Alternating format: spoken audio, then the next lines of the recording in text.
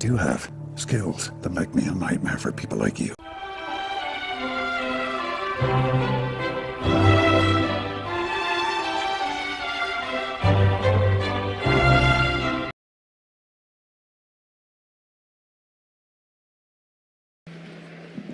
Mr. Mount. Good morning, Mr. Chair. Good morning, Commissioners. Kia ora koutou. Today we are expecting three witnesses, Oliver Sutherland, Sir Kim Workman and Aaron Smale. And I'm joined by Julia Spellman and Eko Haronga. Ms Spellman will have the first two witnesses today. Thank you, Atamarie, everyone. Welcome to day 3 of the Royal Commission contextual hearing and the witnesses who will give their testimony today. Ms Spellman, it is in your hands. Tēnā koutou i ngā komihana. Tēnei te mihi ki te mana whenua Ngāti Whātua o Rāke mō te karakia a tēnei ata. Kei te mihi ki ngā kōrero i tēnei wiki, ki ngā mōrehu, kei te mihi ki a koutou, tēnā koutou. May it please the Commission, just beginning by acknowledging Ngāti Whātua for opening us up this morning and acknowledging those who have already given evidence this week, particularly the survivors, and greetings to all others who have come today for this day 3 of our contextual hearing. If I could call now, Chair, as our first witness, Dr. Oliver Sutherland. Yes.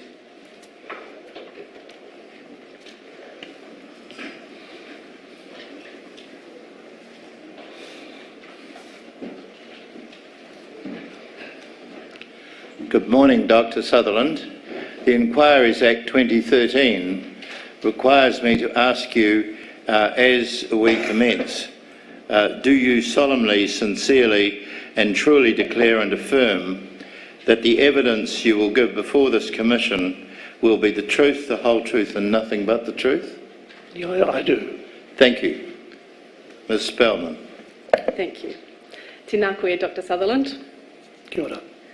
If I could just first ask you to refer to your written statement in the folder in front of you. I understand you've prepared a statement for the Royal Commission and that there's a signed copy, signed on the last page of that brief, just in the folder in front of you. Yep. If you could just confirm the statement is correct to the best of your knowledge and belief. It is. Thank you. Before we begin with questions, Dr. Sutherland, if you would like to begin by just telling us a little about who you are and where you're from. Kia ora. Ngāti Whātua, te haukainga o tēnei rohe, tēnā koutou. Tā Anand, tēnā koe te rangatira. He mihi tino nui tēnei ki a koe. Koutou ko ngā mema o tēnei komihana. Tēnā koutou katoa, talofa lava. Koutou katoa, ku tamai nei i tēnei rā, tēnā koutou katoa. I just want to take the opportunity at the beginning to acknowledge the support over the years, and some of them are represented here from the Polynesian Panther Party, from Ngā Tamatoa, from the Citizens Association for Racial Equality, Auckland District Māori Council. All of those were at the forefront of the struggle in the 70s to get justice for children in the courts, and I want to acknowledge them. I want to pay my respects to those who were members of some of those groups and who are not with us today, who were in the vanguard of the struggle, particularly, in no particular order, Sid Jackson and Hannah Jackson of Ngā Tamatoa, Eruera Nia, Ranganui Walker, Betty Walk, Agnes Tui Samoa, Eddie McLeod, Helen Kesha, Vapi Kupenga. They were all people in the 70s who I drew strength from, and we worked together on these issues. And it's almost 50 years ago, and it's nice to have this opportunity to acknowledge them. It is 50 years ago, and I want to start by thanking Jacinda Ardern and the present government for the fact we even have an inquiry. I recall those 9 years of the past government when they refused to hold a Royal Commission into these events. And so I want to thank Jacinda Ardern, I want to thank the present government, and I want to thank the Minister Tracy Martin for her efforts on behalf of this Royal Commission. And to you, Sir Anand, I want to thank you for the role you've played in the past couple of years. I'm sorry to see you going, but I acknowledge the work you've done and I wish you well in the future. Kia ora. The last group I want to acknowledge are the Survivors Network. There are representatives of the survivors here, and I want to pay my respects to them for the willingness that they've shown to relive the past and to support the future. Kia ora. Kia ora. Kei te mihi ki a koe. Dr. Sutherland, I know on the desk before you there's also another document which is the manuscript of the book you've written as a submission to the Royal Commission.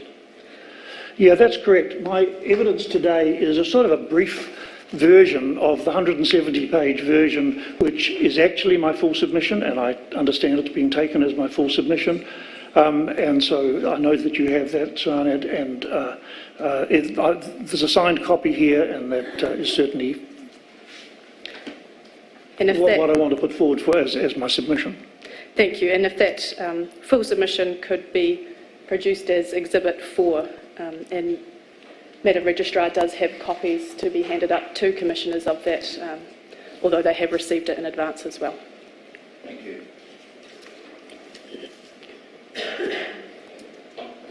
And I understand, Dr. Sutherland, that book will shortly be available to all once it has been published. Is that correct? Yeah, I hope so. I hope so. And some of you might get a free copy, and not many of you.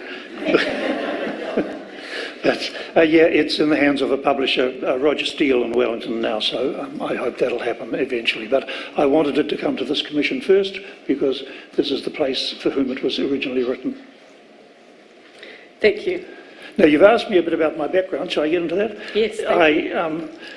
The evidence that I'm going to give draws on my experience from 1969 when I joined the Nelson Māori Committee, Nelson Race Relations Action Group, and then after that in 1973, the Auckland Committee on Racism and Discrimination.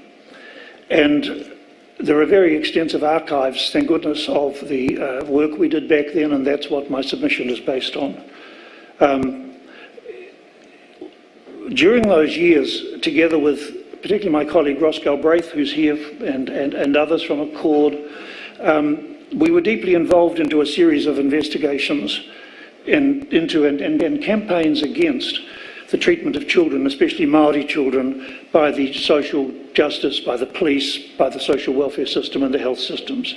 And today my focus is principally going to be on the judicial and the social welfare systems and the way in which they treated children in the 70s and early 80s. From 1970 to 1986, I personally advocated on behalf of scores of children whose cases I drew to the attention of one cabinet minister after another. Didn't matter whether they were Labour, didn't matter whether they were National, they weren't really interested. And the notes of my interviews with all those children and my correspondence is in the Accord archives in the Auckland City Library, and they're what I will draw on in this submission. We also instigated a number of inquiries over that 15-year period. Ombudsman inquiries, an inquiry by the Human Rights Commission, judicial and other official inquiries, and again you have those papers have been given to you, and they are part of my the evidence that I draw on. So what I want to do here is to just summarise what's in this larger document. I want to provide an insight into and the bigger picture of what was happening to children when they got into the hands of the police, then the justice, then the social welfare, or whatever. I want to provide that bigger picture when they were incarcerated, and then what happened to them when they were incarcerated, and how they got out of that. Dr. Sutherland, just at this point, might remind you... Can I intervene just for a moment to ask you, as you speak, if you will keep your eye on the stenographer in front of you. She is working at very high speed. If you would be good enough to just keep an eye on the pace so that she can keep up with you. Yeah, I'll be glad to do that, and I'll slow down, certainly. there are also the signers exactly. to be involved in that picture. Thank you. Thank you, Chair. Dr. Sutherland, just before you begin speaking to us about the judicial processes that you want to outline, I just wonder if you could tell us a little bit about the formation of Accord, as I know Accord features heavily in the work that you're going to go on to describe, of how that group came to be established.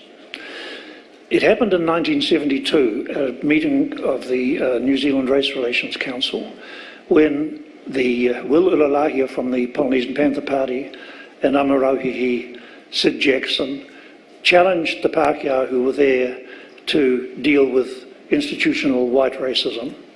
That was what they saw needed to be challenged, needed to be campaigned against. But they said, don't leave it to us. And so though there were some of us who were there, a few Pākehā, and we got ourselves together, and actually several of us are here today from that time, and we formed a group called the Auckland Committee on Racism and Discrimination, and we chose the name carefully because we wanted the word racism to be in there right from the beginning, because that was the focus of our what was to be our campaigns over the years. And from 1973 onwards, Accord pursued those campaigns, all the time being supported by, monitored by a group of Māori and Pacific Island leaders who kept us on the right tracks. Thank you. And we might have to slow you down even a little more, just to make sure we're not going too fast. But thank you for that. And I believe you were going to begin by telling us about some of the issues with racism in the judicial process in terms of social welfare. Yesterday we heard about the pipeline and kids getting into the pipeline and ending up inevitably progressing to the end of the pipeline, which was probably prison one time or another. And getting into the pipeline usually required the police. And I want to draw your attention to a particular study that was done by Ross Hampton, a researcher for the Justice Department. And he studied thousands of files of the police, Auckland Police Youth Aid. And what he found out was that there was a marked bias against Māori boys in particular when youth aid officers were deciding who to prosecute or who not to prosecute. And he said that police discriminated against Māori boys by sending a disproportionate number of them to court, thus inflating their crime rate compared with that of non-Māori children. And what he found was that through looking at these thousands of case histories, was that racial bias in the decision to prosecute, it remained evident even when class and the seriousness of offence were taken into account. In other words, the system was biased against Māori boys, and disproportionate numbers of them were pushed into the system. Girls as well, but it wasn't quite as bad, at least in his study, for girls. After that, then there's the question of being arrested and being bailed, if I'm progressing through the judicial system. What we were aware of at the time in the children's courts was that children were often held in police cells before they got into court even. There was rarely a parent present. There was never lawyers present. No advocate was present. Social welfare officers might have been present, but basically they and the police persuaded the children to plead guilty. And so the concept of the child having any rights and the concept of the child having access to a lawyer was unheard of, and certainly for state wards. So in the Nelson Māori Committee, we became aware of what was happening in the Nelson courts. And when children from as young as 13 could be held for a day or 2 or 3 days in the police cells and at the mercy of the police officers who were supervising them. So magistrates at the time seemed to play a great reliance on the advice of social workers, and they seemed ready to remand young Māori particularly into prison or into social welfare custody. So we saw what was happening and we set up our own legal aid scheme.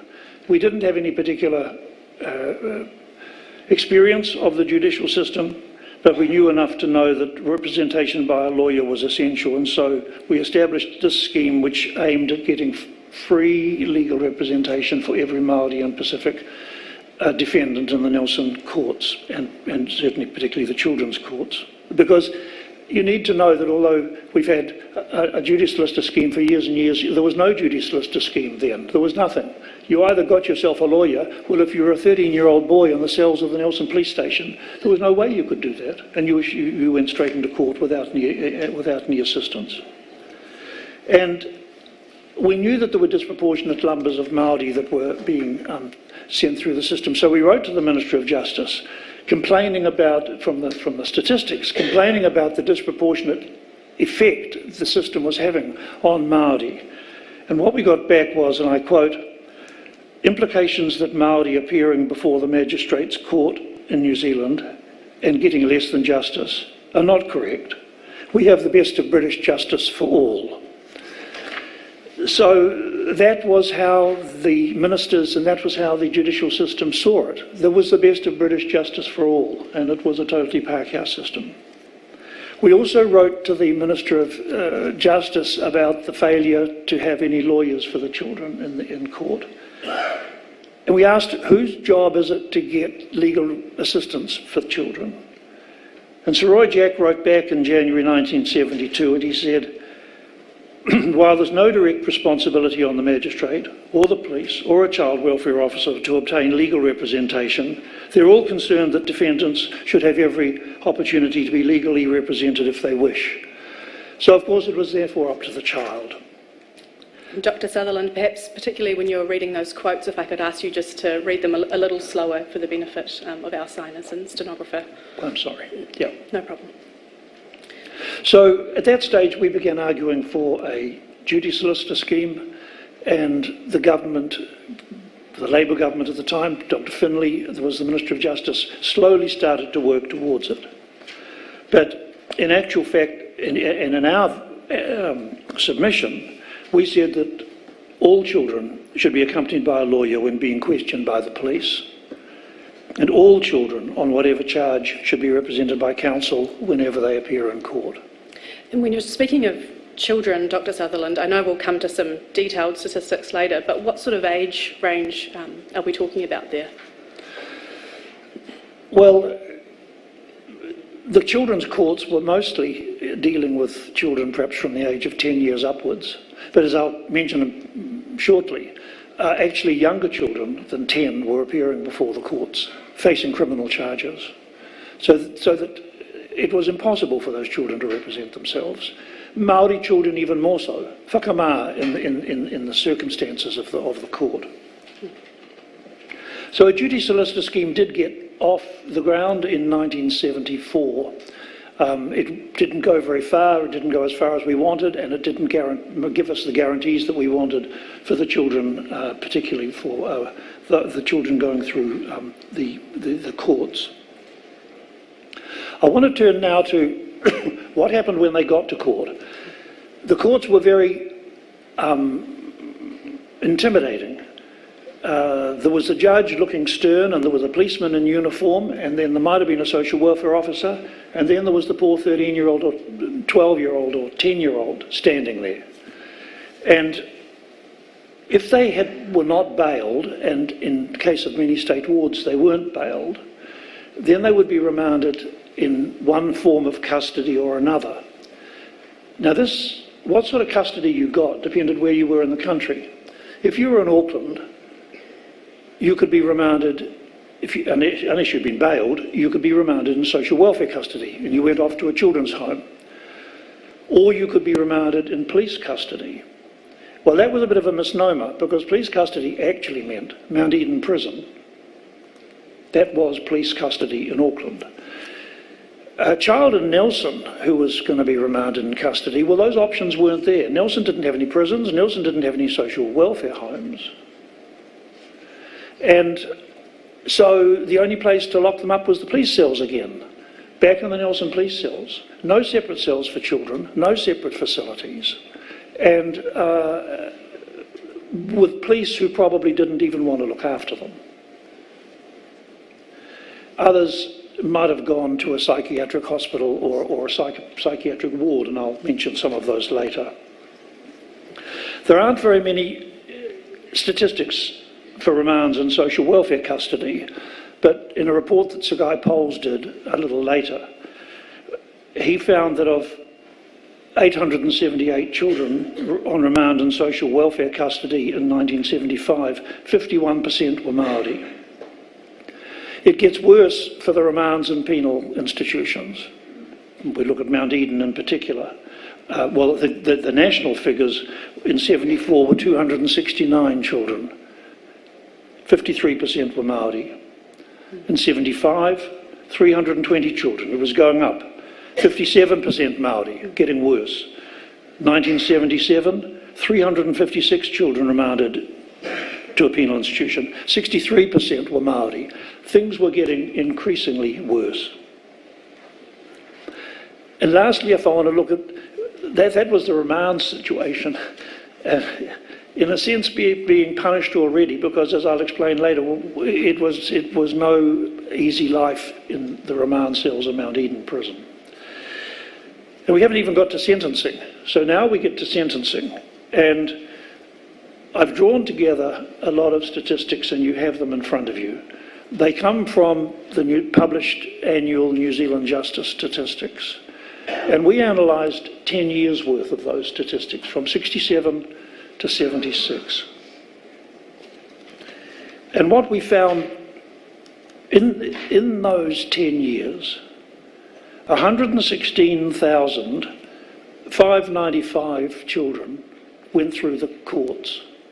That's 116,000 children, and of them 41% were Māori.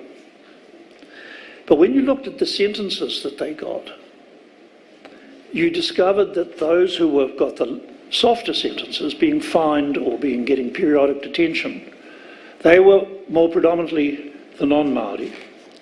And the statistics showed absolutely clearly that when you get to the more heavy sentences, which were a detention centre, I mean, they don't exist now, but they existed at the time, and some of you will remember the detention centres, three months hard training down at Waikeria mostly, or social welfare custody or Borstal, which was the worst, then the figures for Māori crept right up to nearly 60% of the children sent to Borstal were Māori in that 10 years.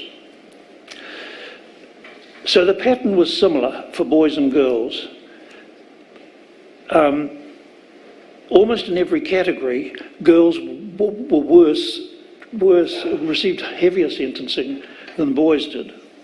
So it was very clear that Māori children received these heavier sentences, and actually any Māori child before the court was more than twice as likely to be sent to a penal institution for a sentence as a non-Māori child, almost twice as likely, whereas the non-Māori child was more likely to be fined or admonished and discharged. So, Dr. Sutherland, in terms of the clear pattern that shows, I understand that you expressed a view on what that meant, and this is looking at paragraph 8 of your brief at the Auckland branch of the Association of Social Workers in 1976 about what that showed. Would you share that with us? Well, yeah, I spoke to the social workers looking at these figures which nobody could dispute and which were never disputed because they came from the Justice Department's own research. And I said, and I quote, it seems that social welfare officers simply feel because they're unable to control a Māori or other Polynesian child, he should be held in Mount Eden. But surely the social worker's failure to control or perhaps relate to the child is more their problem, a problem of the system, which was a system based on wholly Pākehā concept of crime and offending and welfare and punishment. I just want to remind you of the ages of the children that were appearing before the courts. Because if you look at those 10 years' worth of justice statistics, I mentioned there were 116,000 children. They were under the age, some of them were under the age of 8. They were infants, but they were brought before the court facing charges of one sort or another. There were 8-year-olds, there were 45 9-year-olds, there were 662 10-year-olds. And then if you look at the sort of charges that they were facing, they could involve burglary, theft, conversion, of course, offences against the person, and particularly vagrancy. And I want to focus a bit more on vagrancy because it came up in some of the later cases that we investigated. This was, in those days, being idle and disorderly or being a rogue and a vagabond. Well, 56 children between the ages of 10 and 13 faced court. 45% of them were Māori. And they were being charged with being a rogue and a vagabond or being idle and disorderly. It was, I think the figures were extraordinary. Nobody was looking at those figures in the 70s, but when you see them they jump out from the statistics. And I just want to mention, if I might, the impact on Māori in particular. It doesn't really matter what statistics you look at. Whether it's who was in remand in social welfare custody, the majority, certainly of the 14-year-olds and even of the 15-year-olds, the majority were Māori, and it was up to 73% of 14-year-old girls. Look at the adult prisons on remand. I've mentioned the figures there. They were up to 60% of those children held in adult prisons on remand were Māori. The sentencing gets even worse. So I just finished the sorry. Just to note that I think you're currently at page 8 of your brief, just in terms of the numbers. The tables of the figures. So the heaviest sentences, as I've mentioned before, were either being sentenced to prison, Borstal or detention centre. And again, Māori children in general were the majority in those cases, but particularly for Māori girls, and there were figures, the 15-year-old Māori girls in the period 74 to 76, 15-year-olds, 100% of those Māori girls, of those 100% of those girls sent to Borstal were Māori, not one Pākehā in that whole group. It was, the figures were extraordinary, and I think they were profoundly disturbing. Because what it meant was, and if you take the totality of what I've been talking about, any Māori who got into trouble at the beginning of the pipeline and then was brought before the court was much more likely to be taken away from home, much more likely to be locked up if he or she was Māori. And the disparities were worse for the young ones and worse for the girls. So that, I hope, gives you a bit of a picture of just the totality of what was happening to children in the courts when nobody was looking except the social welfare officers. Nobody was looking when the 8-year-olds were dragged through the courts to face some charge or another. In terms of the statistics, Dr. Sutherland, it's clear from what you've told us the extreme disproportionality in terms of Māori children. I know the statistics don't go into this in great detail, but what was your experience in terms of looking at the numbers for Pacifica children going through during that same time period? Yeah, that was the trouble with those statistics. The Pacific children were all jumbled, were just added in with the Pākehā children, so it was Māori and non-Māori. So there was no real data at all on that. The feeling we had was that they would be overrepresented, but I think not to the same extent as the Māori children. And we might come to some of the particular stories in terms of children that you encountered shortly. Before we move on, was there anything else that you wanted to share with the Commission in terms of the statistics during that period?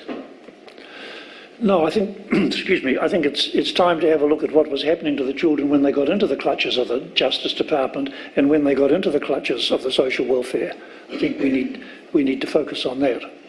Yes, so should we begin, Dr. Sutherland, perhaps by looking at the police cells, which I understand was some of the first work that you were involved with, of visiting children held in the cells. Could you tell us about that? When I was on the Nelson Māori Committee, we took testimony from a number of children who appeared in the police cells. We were given the right to go in and talk to those children and arrange lawyers for them, and so we found out a little bit about what was happening to them. I just want to highlight a couple of cases. One was a boy who was 16 years old. He was arrested, he was taken to the Nelson police cells, and then he was told by the police officer to take a shower before he went to court. When he was stark naked, standing in the showers, he was questioned about the charge of having an offensive weapon. There was no lawyer, there was no welfare officer, there was nobody. There was a police officer who jabbed him with a baton, and the boy was standing naked. He gave a confession. He said that he had done it. It later transpired that the confession was false, but he went to court and was initially convicted. And then when he'd been convicted, before they could decide on a sentence, he was sent back to the police cells again for another 4 days. And the feeling that we had at the time, and we said so to the Justice Minister, was that the questioning by police of a boy, naked and alone in the Nelson police cell blocks, was inhuman and uncivilised. And that we couldn't believe that a confession obtained in such circumstances would be accepted by the court, let alone to be the sole basis for his conviction. But it was. Just a few days later, there was another boy. He was 13. He had just left primary school. He had come up to Nelson with some other mates and was arrested on burglary and being idle and disorderly. Again, when I saw him in the Nelson police cells, he'd already been questioned by the police. There'd been no lawyer, of course. There'd been no social welfare officer. And because he was so young, I tried to get him out on bail. Sorry, I just need you to slow down slightly. Thank you. I tried to get him out on bail, but it was refused. But when we got him a lawyer, the charges were changed, and he was not facing such a serious charge. But 13-year-olds were being held in the police cells at the mercy of the police then. And so those two examples. It will be happening throughout the country, in every town where there was a court, but where there was not a welfare home or a prison for the children to be remanded to in custody. They had to be held in police cells, from Kaitaia down to Bluff. Excuse me, Ms. Spellman, I'm really sorry to interrupt, but there's a detail that I think should be spoken rather than just left in your brief of evidence, Dr. Sutherland. The nature of the matters that led the police to pick these children up in the first place. Could you put those on the record for us, please? For example, the boy Victor T. What was he actually arrested for? Yeah, he was arrested because they found him in a cricket pavilion. An open cricket pavilion? Yeah, an open cricket pavilion. He was just in Nelson passing through with a couple of older mates, and they found him in a cricket pavilion. They changed, when we got him a lawyer, they changed the charge because, of course, they couldn't sustain the original one. But without a lawyer, it would have appeared before the court, the magistrate would have believed it, and the boy would have been dealt with accordingly. Thank you. Yeah, you took that out of my main submission. I did. Thank you. I just think it needs to be stated publicly so people can hear. And that was the case of that first boy, the 16-year-old who was questioned naked. I mean, again, in that case, if we hadn't got him a lawyer, the original charge would probably have stood, in which case he would have been charged with having an offensive weapon, which was a more serious charge. So I just, and thank you, Judge, for sounding me out on that. I just think these details add much to the force of your submission. Mm-hmm. So really what they showed was what was happening to children who got into trouble in smaller towns, those particular cases, and Nelson was an example. What happened to them in Auckland, of course, in a sense was much worse, and we'll come on to that. I guess we're moving on to the social welfare homes? Yeah. So now we get on to the social welfare homes, such as in Auckland, Owairaka, Allendale, Bollard and Wesleydale. During the 70s, there were 20 homes throughout New Zealand, 20 of these social welfare homes. And the following details that I'm going to give you are about experiences of children held in some of these homes. There were thousands of children who went through them every year. For example, in 1978, there were 4,000, this was in answer to a parliamentary question, there were 4,225 children were admitted to social welfare homes in New Zealand, including over 1,000 to Owairaka here in Auckland.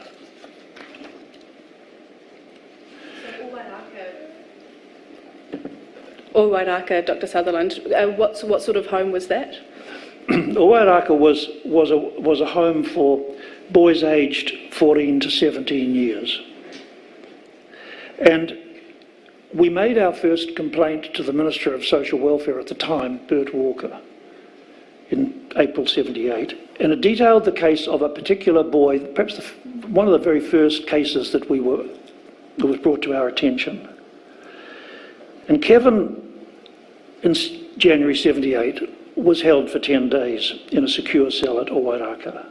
And his parents and the boy outlined his story to me. He was never charged with anything. He was a state ward.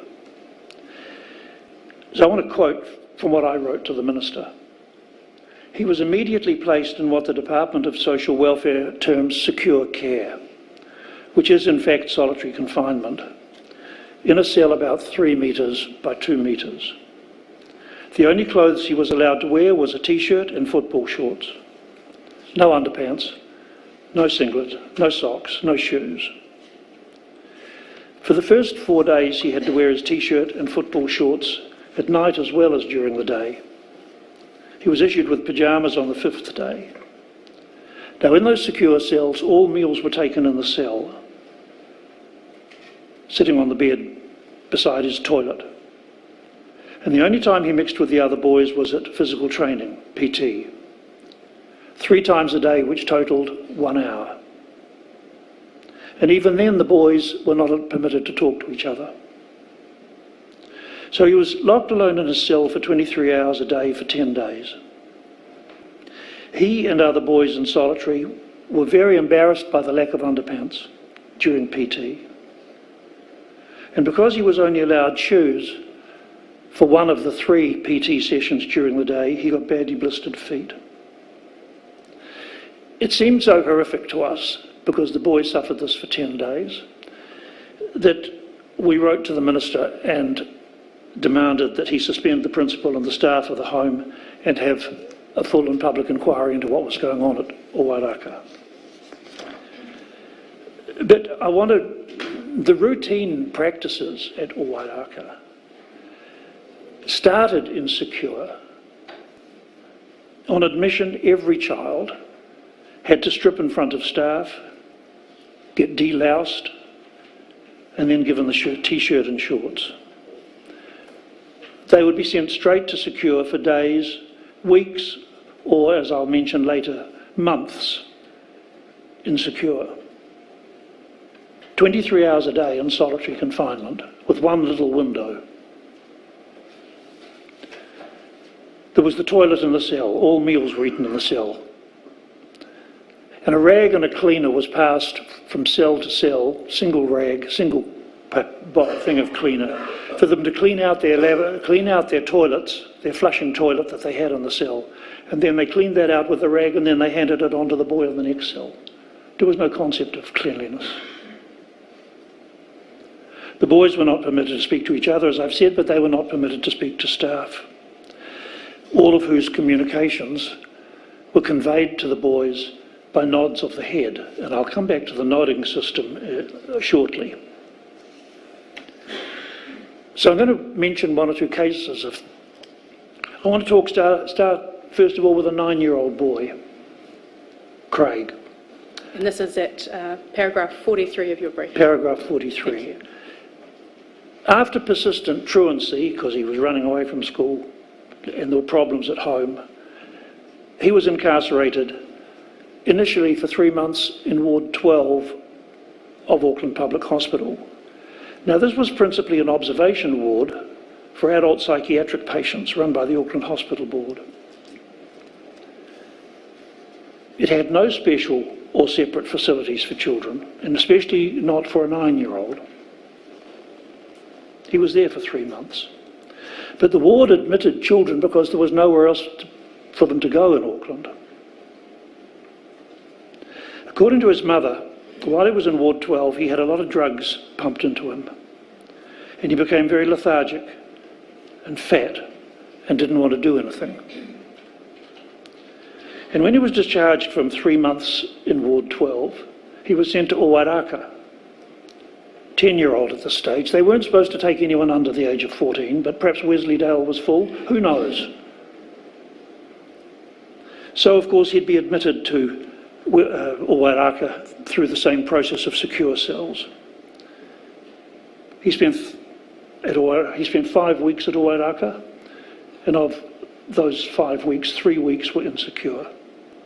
He was 10. He couldn't do push-ups because he was so fat and lethargic from the drugs he'd been given. So the PT, his mother explained, the PT instructor decided he would help him along. He took a sand shoe and really belted my son's buttocks till you couldn't get a pin between the massive pulp bruising. Taken out of secure, he ran away immediately, ran home. His mother complained to Arthur Ricketts, who was the principal of Owairaka, who said, and was apologetic and said that it shouldn't have happened. There was another boy Cruz, who spent 3 days in secure before sentencing, 3 more days after. He said on arrival he was deloused and stripped. I was too scared to say I didn't want to get undressed in front of them. And then he described the nodding system, and I want to detail that because no vocal communication was allowed between staff and boys, or let alone between the boys. And so what Cruz said was, when you have a shower, he comes to the door, and after you've finished your shower, he looks at you, then he nods his head. You say, "Thank you, sir." Then you shake your towel out, and you go like this, and he pulled the waistband of his shorts forward, and he checks you. And then you stand outside the door again, he goes like that again, gives you a nod, and you say, "Thank you, sir." And then you go back to your room and you stand outside your door and he does that again and gives you a nod and you say, "Thank you, sir," and then you're allowed back into your cell for the next 23 hours. Dr. Sutherland, I'm just getting a message from our stenographer if we could, just when reading those quotes again, just do them a little slower. I will. I spoke to a mother who went and visited her boy at Owairaka. She said it's the coldest place I've ever been into for a parent who's already distressed because her son has done something wrong. And I'm shown into a visiting room, and my son comes in barefooted, shorts and singlet, and we sit down. You're not allowed to take fruit or sweets or food. You're only allowed to take comics or readable things. One day he was upset and crying. I'd never seen him cry before. I felt he'd been too long insecure. He asked me to see about him going up to the main part of the home. He was only 14, and in fact, after running away, as a punishment, he was incarcerated in secure continuously for 2 months before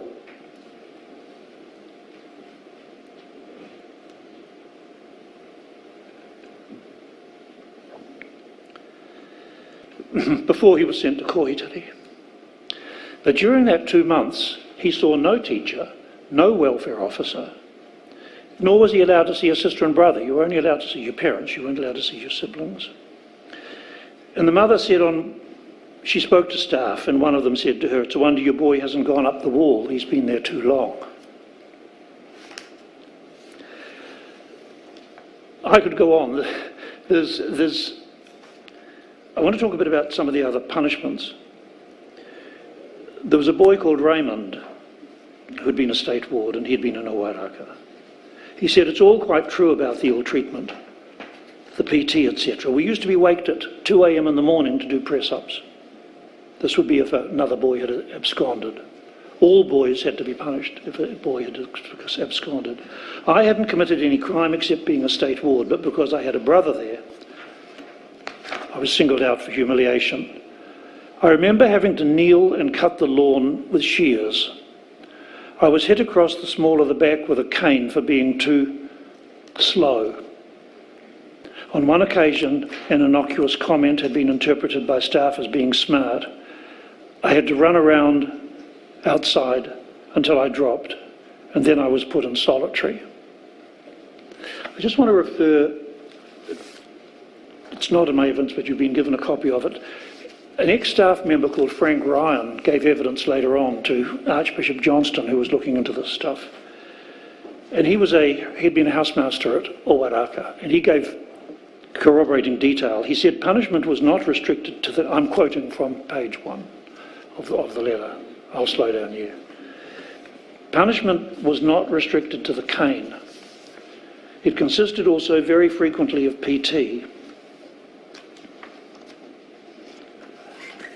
There was a boy who had been caned by the housemaster and then received PT from 6 p.m. till 10:30 p.m. And on several occasions the boy had faltered, and then he had been slippered by the staff member, who later on apparently was reprimanded for it. Slippering was a term used when a large rubber squeegee of the type found in milking sheds was applied to a boy's buttocks at the whim of a staff member. So I just want to summarise, if I can, the Owairaka situation. All meals were given in the cell,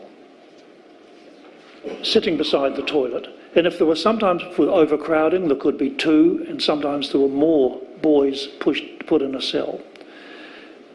And they all had to sit there with a single toilet between them and eat their meals sitting on the edge of their bunks, which were on either side of the toilet. Bedwetting was common. Inevitably, bedwetting was common amongst the traumatised children.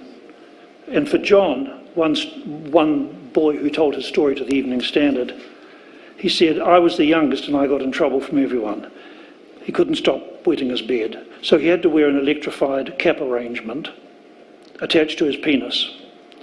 Even a drop of urine in the cap would trigger the sensors and gave me an electric shock. But one day they must have got fed up with me. The dial on the belt was meant to be set at a maximum of 3 for just a mild shock. But one night the dial was turned up to, say, 10, and I got a hell of a shock. And he remembered a staff member rubbing his nose in the bedding that he had wet, which he furtively tried to hide. There was one cell at Owairaka called Cell 7. It was the punishment cell. It was in the secure block, and as if secure wasn't bad enough, Cell 7 was worse. You couldn't look at all out the window. The mattress was taken out during the day, and so you were left to spend all day sitting or lying on the bare bed springs or on the concrete floor. And that could last for up to a week.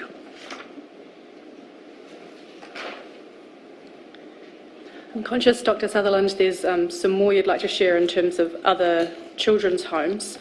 Could we perhaps move on to Wesleydale, if you wanted to summarise? Yep. Firstly, what sort of home that was. Two things in Wesleydale I want to stress was the punishments. They had the same secure cells and that sort of thing, but these were younger boys. One staff member gave evidence to the Human Rights Commission inquiry later. It was common for staff to hold a boy down while a senior housemaster strapped him repeatedly on the body. One 11-year-old boy would not bend over after receiving 6 strokes on the buttock. 3 staff held him down while a 4th administered further strokes until he was severely bruised on the thighs, the buttocks and the jaw. That witness, who was a staff member, an ex-staff member, said he had seen boys receive 15 to 20 strokes with the strap. On other occasions, a cricket bat had been used instead of the strap. One boy spoke to the Human Rights Commission and said that he had,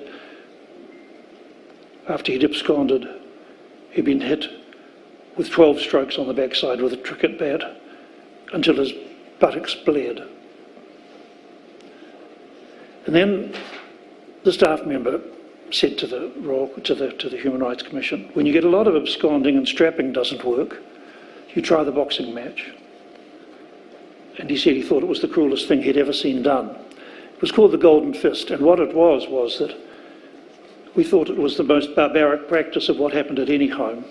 It was a punishment meted out to one boy who was the absconder by another boy who was chosen by the staff to administer the punishment, and it was an arranged boxing match.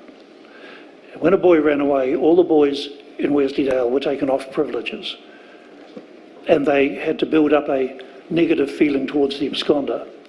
So when the absconder was brought back, the boxing match was arranged, and everybody stood around, and the boy was beaten until he couldn't stand up or got a fat lip or was crying uncontrollably. But that happened regularly in Wensleydale.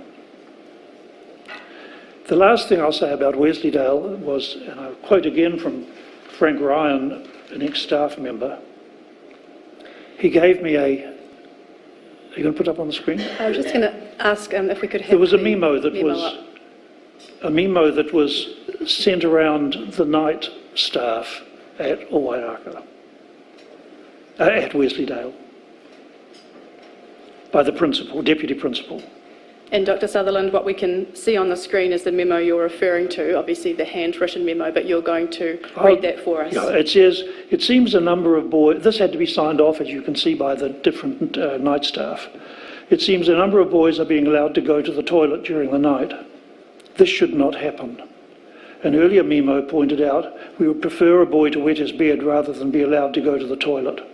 All sorts of trouble starts from this kind of thing. Smoking, absconding, stealing. Please ensure that boys are kept in their beds until the day staff arrive at 7 a.m. So this was an official directive to the staff?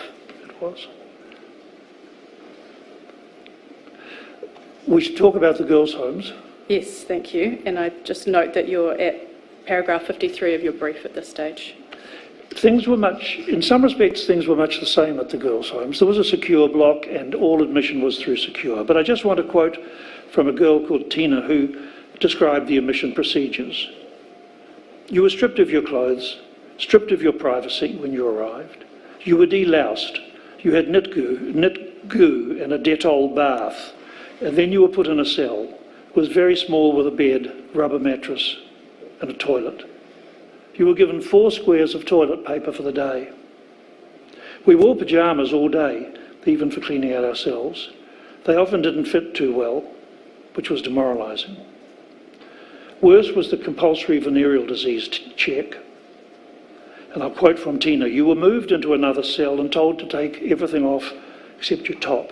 Then you were put onto a bed and into stirrups like when you have a baby. The old bag, that's the doctor. The old bag shoves your legs around whoever she likes. She doesn't say thank you. She didn't say please, just undress, get up there, spread your legs out. Tina noted that some girls who were kicking and struggling were held down by straps. It was a procedure described by all the ex-inmates of the girls' homes. One girl who was 13 wouldn't take the test. I was put in secure and I wouldn't agree to it. In the end, 3 or 4 staff came and took me and I was strapped down for it. I just want to read a submission that was made by one of the house mistresses at Bollard Girls' Home, particularly about the VD testing. If a girl refused, this is from Linda B. And I'll just note, Dr. Sutherland, that's the image that we have on the screen is the statement of Linda B that you're about to share with us. Yeah. If a girl refused the test, she was to refer the girl to a senior house mistress who would talk to the girl. If the girl still refused, she was taken off, she was not allowed any privileges. So she was not allowed to work in the kitchen, play softball with the other girls, or go on outings, such as to the beach. And Dr. Sutherland, we might need to slow this down while you're reading this part out. Okay. If a girl was adamant that she'd had no sexual contact whatsoever, she was a virgin, they were still given the test and persuaded in the same manner. Girls as young as 11 years old were subjected to an internal examination. It mostly happened at Bollard. Van loads of girls from the Weymouth Girls' Home, Allendale Home, were often brought to Bollard for the test. They were all herded into one room and left to wait for the test. There was no preparation given to the girls in terms of what to expect. And girls often told how the test frightened them, upset them. The doctor was cold and clinical and barely said hello. And if a girl's test was positive, she was confined to her bed for 6 to 14 days. VD checks were also given to any girl who ran away and to any girl who was allowed out on some sort of day leave. And the girls saw them as punishment and they hated them. In terms of the girls' homes you've been referring to, could I just clarify this is Bollard Girls' Home, Allendale Girls' Home, Strathmore Girls' Home, and you've just referenced Weymouth as well, is that correct? Yeah, that's right. And this was homes for girls aged between 10 and 17 years? Yeah. Okay, thank you. Well, Bollard was for 14 to 16, I think. Allendale was for the younger ones. But I think Strathmore and Christchurch took all age groups. What emerged, a lot of this got publicity at the time. We made sure it did.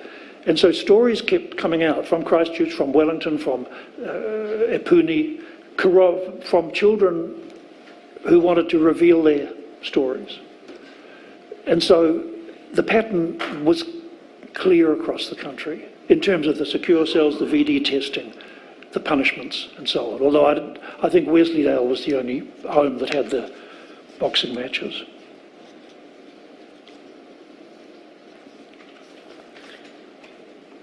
Dr. Sutherland, I know you wanted to speak to us about a particular Human Rights Commission report and findings.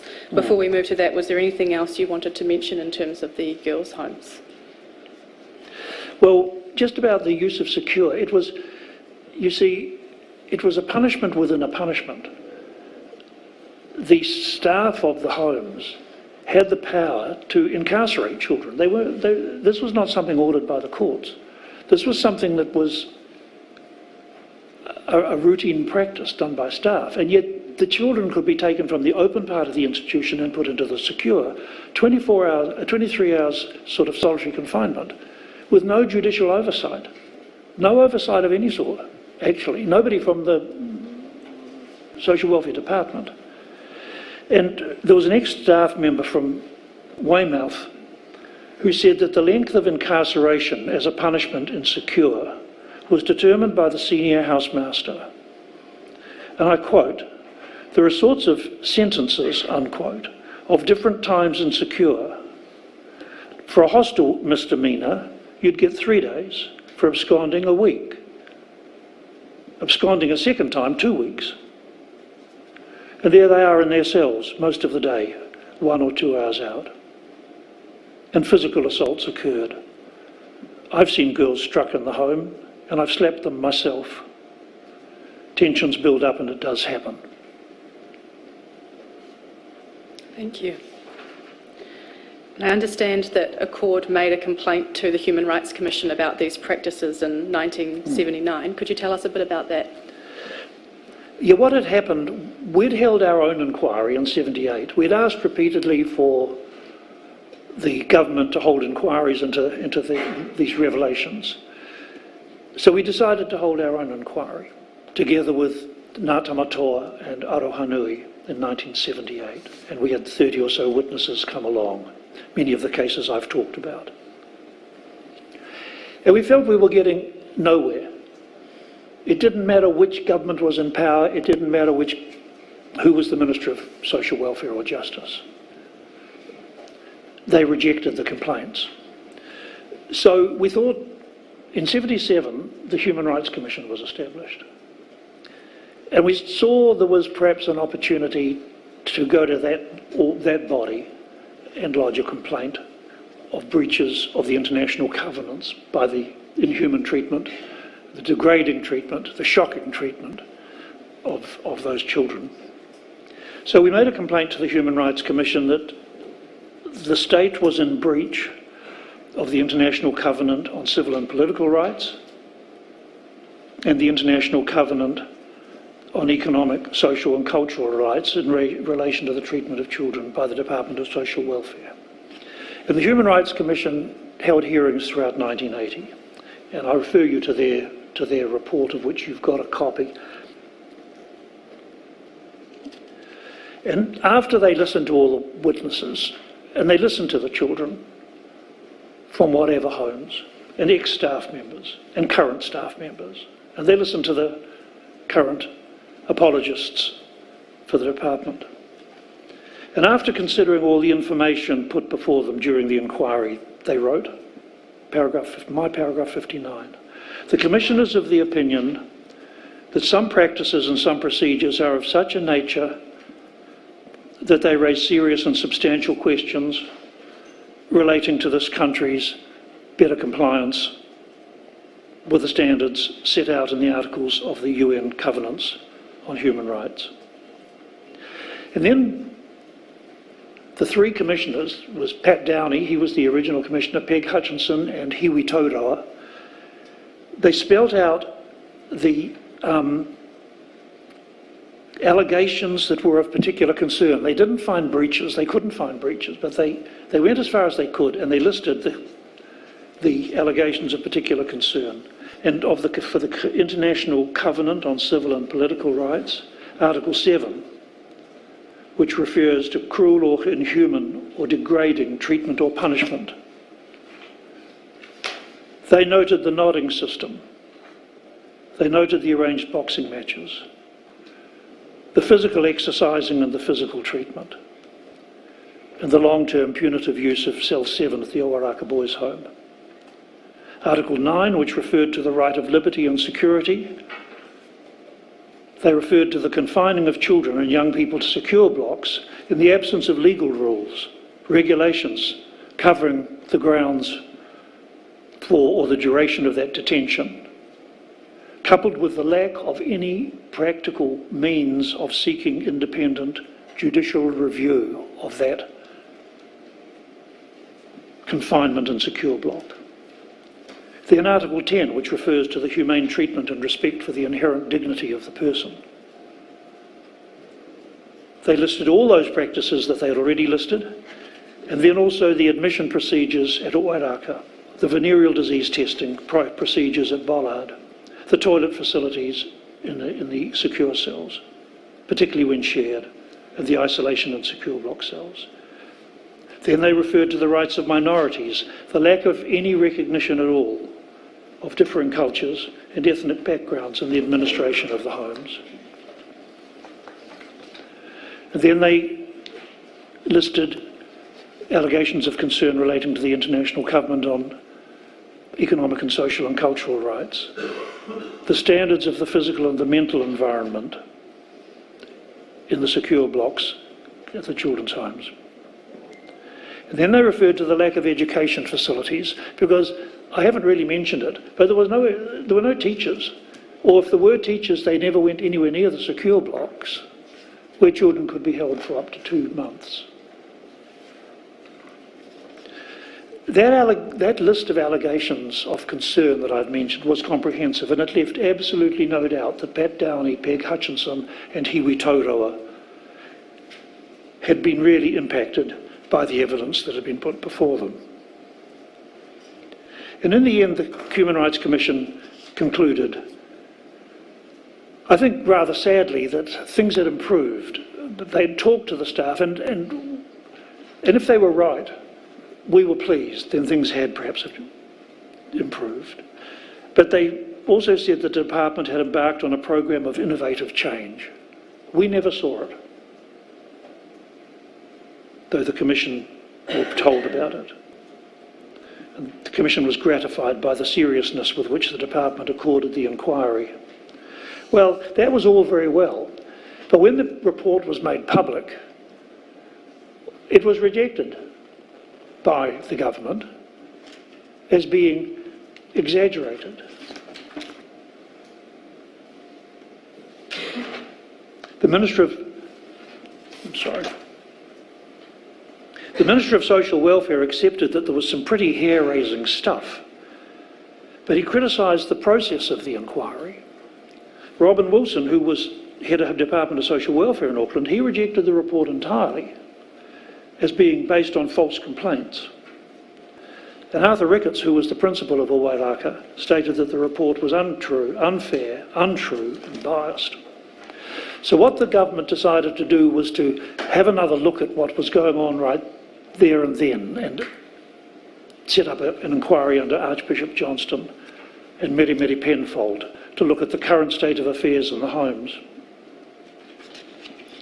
And Dr. Sutherland, before we turn to look at that inquiry, I'm just wondering what the view of Accord was at that time. You'd done your own inquiry, which you said hadn't received much traction, and then we had this response from the government effectively rejecting the findings from the Human Rights Commission. What was the position of Accord in response to that? It had been just more of the same. There had been, we felt really pleased that the Human Rights Commission had acknowledged these allegations of concern. But we didn't get any, all we got was a defensive comment from the politicians and from the department. The department was rejecting it. Robin Wilson said it was untrue. Well, what he was saying was that what we were saying was untrue. The children were untrue. And so I think we were pretty disillusioned at that stage. And so then when the government took on retired Archbishop Johnston, who as a retired aged Pākehā male couldn't be more different and distant from the children that he was talking about. But he had Mary Penfold to assist him. They did find, and they were convinced, that there had been some changes. But they were not convinced about solitary confinement, and they were concerned at the continual use of secure. And what they said was solitary confinement cannot be acknowledged as a suitable form of punishment in the homes. They said that if it's going to be used therapeutically, no one should be kept in secure for longer than 2 days unless it's ratified by a committee consisting of a non-departmental person and a psychologist. And then they recommended a series of rules setting out the rights of children in detention, and that was good. That was good. They listened to what Pauline Tapp had said. She was a lawyer. She made submissions to him. And this led to the drafting of the Children, Young Persons and Their Families Residential Care Regulations in 1986 and 87. And I think at last, we felt that after a 7-year campaign by Accord, Tamatoa, the Panthers, that the worst abuses and punishments were over. And I just, as a rather wry note, would say that when Robin Wilson was interviewed a few years later by Bronwyn Daly, who was writing a history of the department, because for years Robin Wilson had rejected every statement that I ever made, said I was making stuff up. In the end, he was quoted by Bronwyn Daly as saying, quote, "Some of it was pretty indefensible. I guess the department shouldn't have allowed it to happen. With hindsight, in hindsight, a lot of what Accord said was right." So I suppose that was in 1999 was a sort of a belated admission. But it offered no comfort to the thousands of children who had gone through and suffered those conditions. And I understand, Dr. Sutherland, that Accord was also made aware of what was happening at Lake Alice at that time, and you also had some involvement and advocacy in relation to those cases. Could we turn, this is at paragraph 66, just to tell us about your involvement with that work.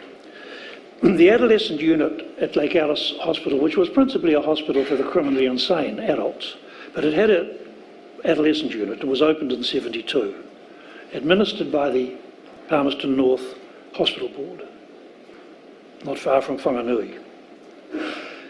We first learned of the existence of it and the psychiatrist, Dr. Leeks, who ran it, when a Department of Education psychologist called Lynn Fry came to us and approached us about the case of Hake. I just would like the Commission to know, Hake is here. He's here today, and he knows I'm going to talk about his case.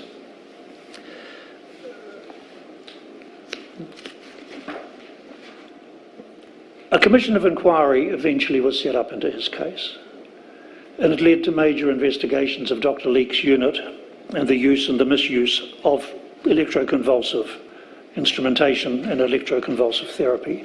So I want to talk about Hake's case. It was the seminal case that blew open the whole dreadful story of what was happening at Lake Alice. Hake came to New Zealand aged 6 from Niue with his grandmother, who didn't speak English, and Hake didn't speak English. And he was sent to a number of special classes at schools in Auckland. And he got into a bit of trouble of shoplifting, leading to children's court. And he was made a state ward and he was placed in the Oaraka Boys' Home. And from there he was sent to the Lake Alice Adolescent Unit when he was 13. And within a week he had received 3 electroconvulsive therapy treatments within the first week. And over the next 8 months he received a further 5 treatments.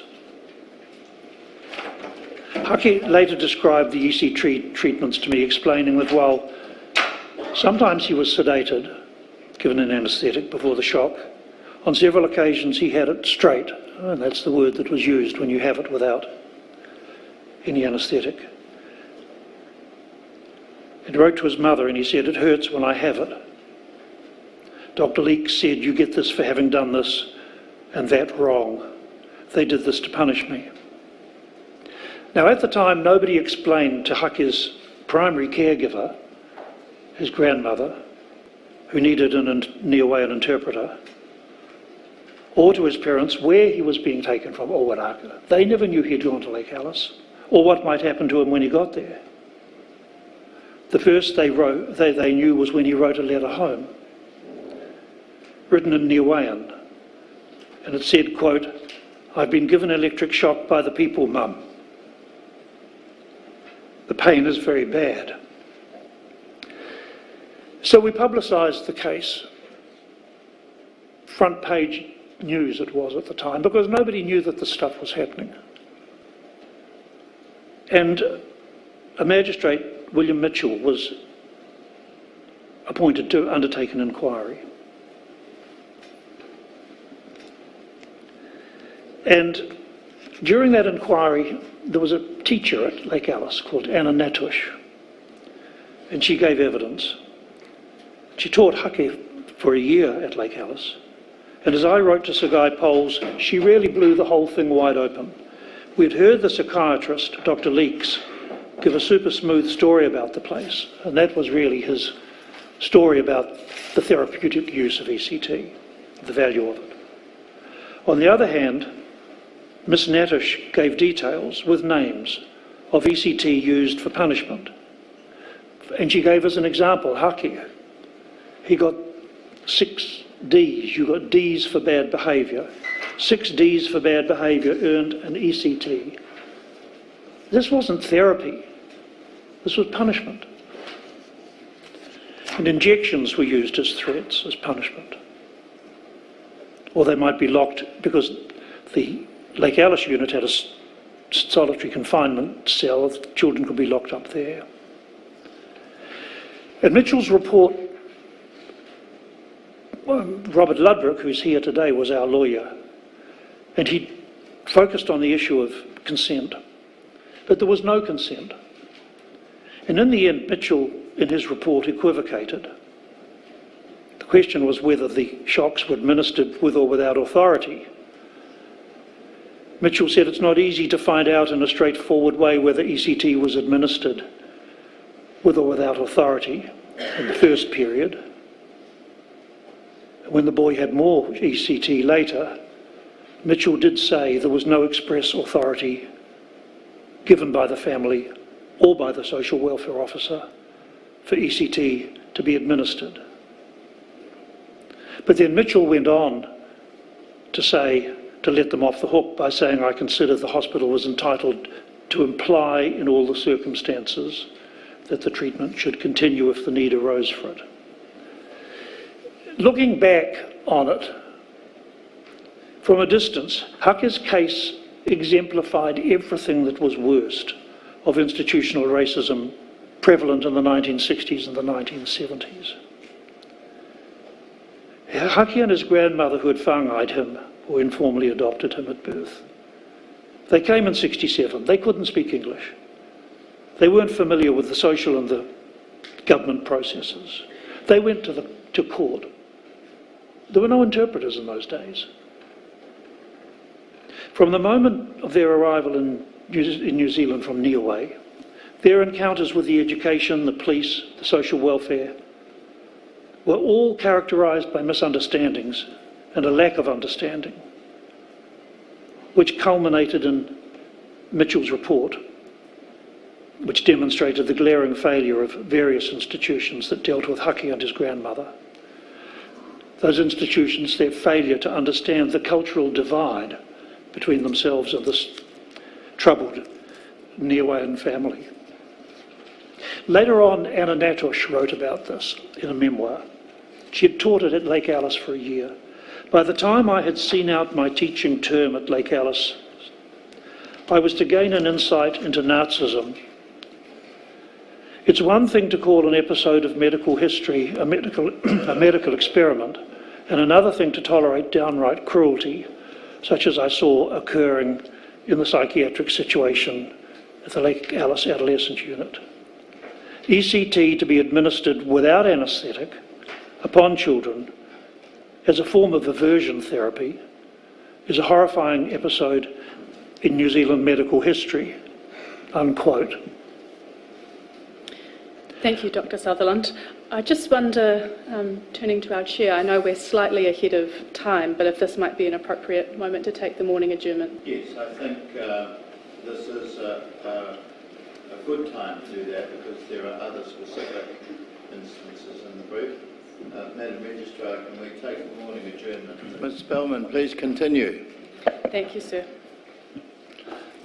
Dr. Sutherland, just before the break, you had shared with us the powerful testimony in relation to Hake. I'm conscious that you have some other case studies in your brief, but in the interest of time and the other material we're going to cover, would you just like to pull out some of those key points you wanted to make in relation to the other case studies? Yes, sure. The publicity that was given to Hake's case brought forward other parents and children to talk to me.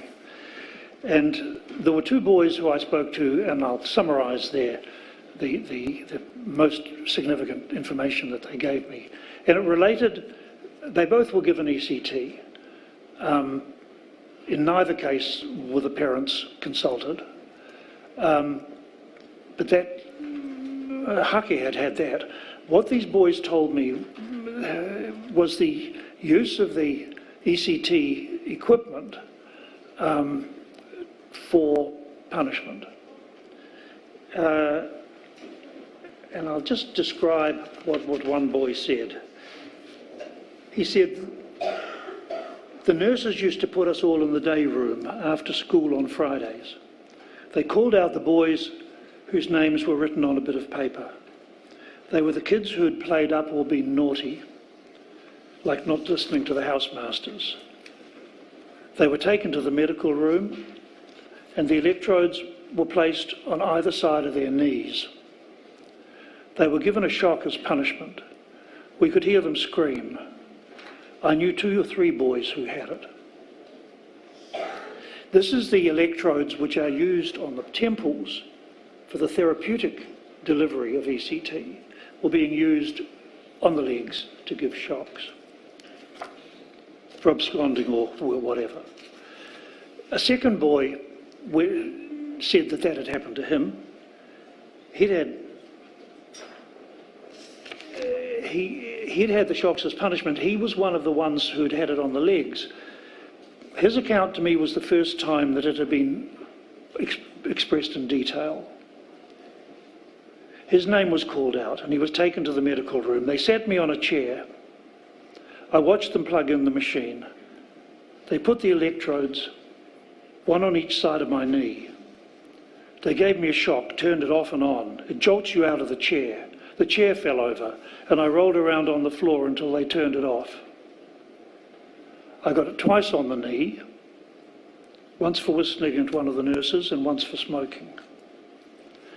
That boy also had ECT on the head as a punishment. Now, according to his account, it was administered straight by the nurses without any medical supervision. I was fighting with another boy, play fighting. The nurses took me to their office and talked to me. They took me to the medical room. They told me they were going to give it to me for fighting. It was on Good Friday. I remember it was a holiday and Dr. Leeks wasn't there. No doctor was there. So what it shows is that there was no medical supervision. There was no pretense that this was therapy. It was just the use of some shocks for punishment. Later on, we complained to the Dr. Myrams, who was the Director of Health, and he got an investigation underway of an Auckland lawyer called Gordon Vile, who was a inspector of the mental hospitals. And they did believe that possibly there was some criminal behaviour involved in this, what we called torture of the children. But in the end, the police investigated and nothing came of it, though I think, and I hope, it's still an ongoing story. Meanwhile, Sir Guy Poles, he launched an investigation into another boy's case. And I won't go through that, but simply say that what Sir Guy said was that there is considerable evidence that both medical and psychiatric procedures were imposed on the boy against his will, without his consent, and without the knowledge or consent of his parents or the social workers responsible for his guardianship. Taken in all of the boy's circumstances, Sir Guy concluded, it's my paragraph 94, the cumulative effect of a number of the actions and decisions of officers of the Department of Health and Social Welfare was, in my opinion, to cause the boy a grave injustice. Now, that report was never made public. You got it because I got it, and I've passed it on to you. But it was never made public, although Sir Guy's his summary of his report was made public.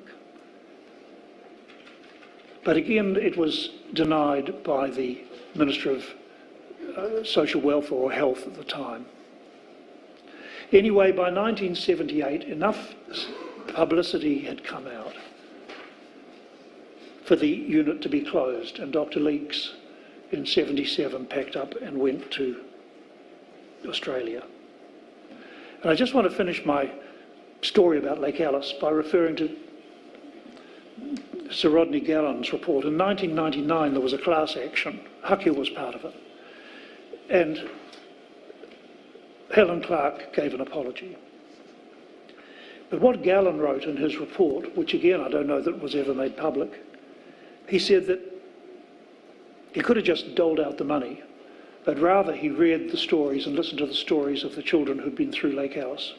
He heard statement after statement of the pain associated, this is a quote, he heard statement after statement of the pain associated with the administration of unmodified ECT, of the quote, the screaming which was plainly audible to other children in the unit when ECT was being administered, and the sight of those who were to receive the treatment being dragged, screaming and struggling upstairs to the room where the treatment was carried out. I wrote, Gallen was left aghast because he said, quote, ECT delivered in circumstances such as I've described could not possibly be referred to as therapy, and when administered to defenceless children can only be described as outrageous in the extreme. He said, the best summary I can make is the children lived in a state of extreme fear and hopelessness. It was, if ever there was to be a judgment on what happened at Lake Alice between 72 and 78, that was it. And I'm conscious, Chair, just for the benefit of those watching, that the Lake Alice evidence we're hearing today from Dr Sutherland is fairly limited, but given that we are at our contextual hearing, just to note that this is something the Commission will be returning to in later investigations and all. Yes, we know that. Thank you. Thank you, sir. Dr Sutherland, I know you also wanted to share with us today the work that you did in relation to children who were remanded into adult prisons, but I'll just check with you if there was anything else in relation to Lake Alice before we do move on to the next topic. No. Okay. So turning then to the practice of children being remanded into adult prisons, I understand that was another area that Accord worked on in terms of its advocacy during the 1970s. Could you tell us a little about how you came to be involved with that work? Well, as soon as we got involved with children in the courts, we knew that they were in Auckland particularly, they were being remanded in police custody, some of them were, and if they were, then they ended up in Mount Eden prison. They ended up in the remand wing. Not everybody would be able to remember how dreadful Mount Eden prison was in those days. The remand wing was probably the worst.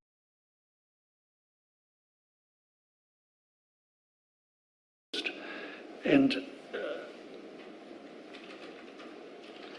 I publicised a case at the time of a boy called Arapeta, 15-year-old, arrested on several charges of housebreaking. When he was finally sentenced, he'd been remanded and re-remanded to Mount Eden prison on 4 successive occasions by 4 different magistrates for a total of almost 4 weeks. He shared a cell with a 19-year-old alleged rapist, mixed freely in the showers and lavatory block with remand and sentenced prisoners, and mixed with prisoners under the age of 21. There were no separate facilities for children. And we thought, we drew out that case to the attention of, there was a Royal Commission sitting at the time, Sir Justice Beattie, and we challenged anyone to deny that this boy was not subject to cruel and unusual punishment.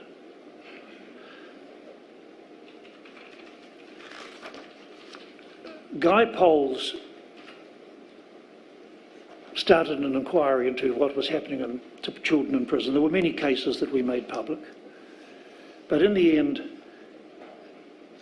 he didn't make it public because he retired, and the Ombudsman who came after him wouldn't.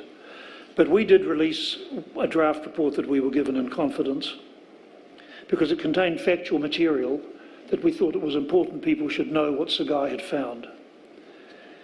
And in particular, we were interested in the figures that he gave in relation to the remanding of children to Mount Eden, of Māori children to Mount Eden prison.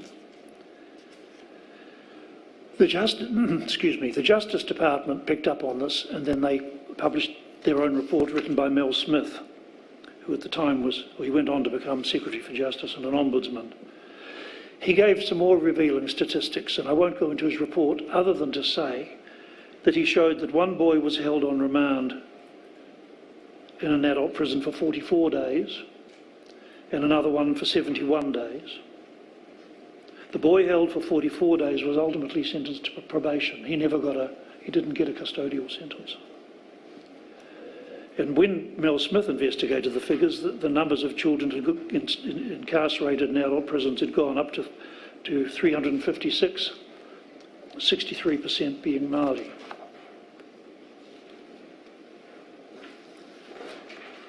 I want to just conclude this section by talking about some cases that we drew to the attention of the new Minister of Justice, Geoffrey Palmer, because we thought that Palmer might do what Dr. Finlay had never done, which was to address this issue squarely and sensitively.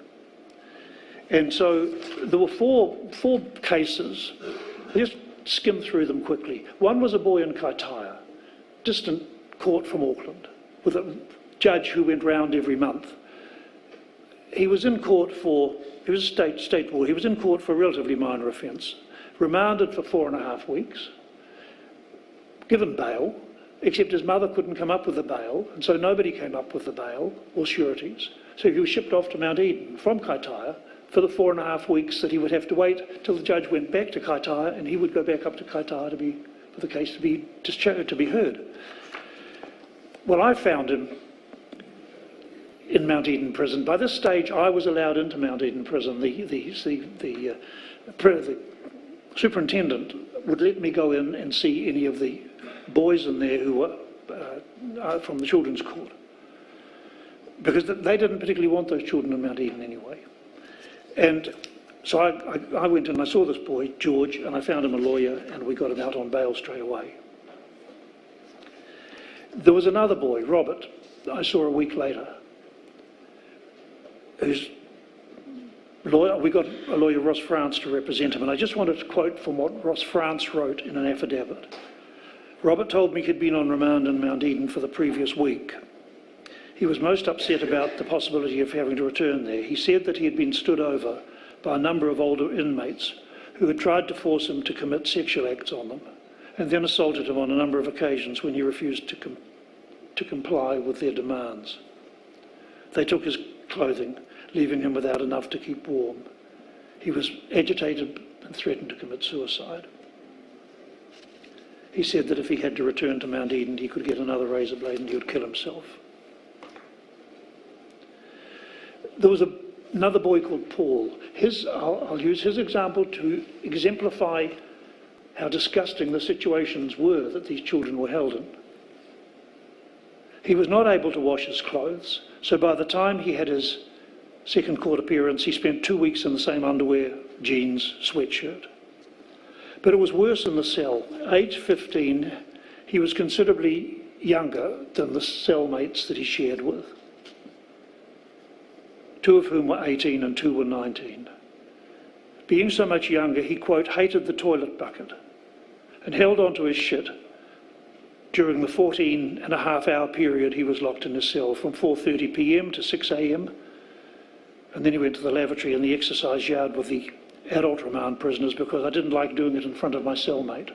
That was and they had to eat in those cells. They had a plastic bucket that they shared. The last case was a boy called Spencer. He suffered all those same things, but he got into a fight. And Mount Eden Prison had a punishment cell for remand prisoners, mostly for adult remand prisoners, but it was called the Well. And it was under the floor, and it entailed 20 hours solitary confinement per day in a cell with the usual primitive open toilet bucket. So it was 23 hours solitary confinement. But to add to the punishment, his mattress was taken from the cell each morning and given back to him at 4 o'clock in the afternoon, leaving him to lie or sit on the bare bed or the floor all day, with one comic to read. He was allowed no visitors. And we wrote to the minister and said that this constituted barbaric and intolerable punishment, especially for a boy of his age. Within a week, Jeffrey Palmer set up an inquiry. Judge Augusta Wallace. She inquired into those 4 boys' cases and others. She went to the prison. She looked at the punishment cell, the Well. And in the end, she concluded, she accepted the evidence given by the boys. She was critical of the failure of social welfare. I mean, these were state wards. They were supposed to have come under the purview of the Department of Social Welfare. They never saw a social worker. Yeah, can I ask Dr. Sutherland, in your time when you were visiting these boys and effectively facilitating legal representation, were there any social workers that you saw or knew of going into the prison? They didn't see the chaplain. They didn't see a social worker. Māori Affairs, I don't know whether they had social workers. Mātua whāngai might have existed then. I can't remember. They saw nobody. They saw nobody. And in fact, I arranged bail for some, as I mentioned. They were bailable. Well, one of them was, and I got him out because I signed the surety. I mean, well, that's what Judge Wallace was very critical of. She was very critical of the Departments of Social Welfare failure to assist the boys in any way, even though 3 of them were state wards. She singled out the toilet facilities for particular criticism. Every boy told her how much they hated having to use a plastic bucket in the shared cell. For the adolescents, she wrote, the use of the potty is an embarrassing and degrading experience. And she noted there was no running water in the cells, in the remand cells at Mount Eden. Nowhere for the children to wash their, or the remand prisoners, but these were children, to wash their hands. And then, of course, she accepted Robert's evidence that he had been sexually harassed and assaulted. She went on to say new inmates were subject to a degree of intimidation or standover tactics by the older, more experienced remandees. And she might have gone on to say that in Mel Smith's report, he found in his statistics that there were children the age of 13, boys and girls aged 13 who were remanded in one or other of the country's prisons, perhaps not Mount Eden, but maybe Mount Crawford or Addington. So what Judge Wallace said, she agreed with everybody who said that there was children should not be remanded in Mount Eden anymore, and she suggested that from that moment they should be held at the secure facility at Weymouth Girls' Home. And Geoffrey Palmer agreed with her recommendations and passed them on. But it would be another 5 years until, that was in 84, Gussie Wallace's report, would be not till 1989 with the passage of the Oranga Tamariki Act that the detention of under 17-year-olds actually came to an end, was statutorily ended.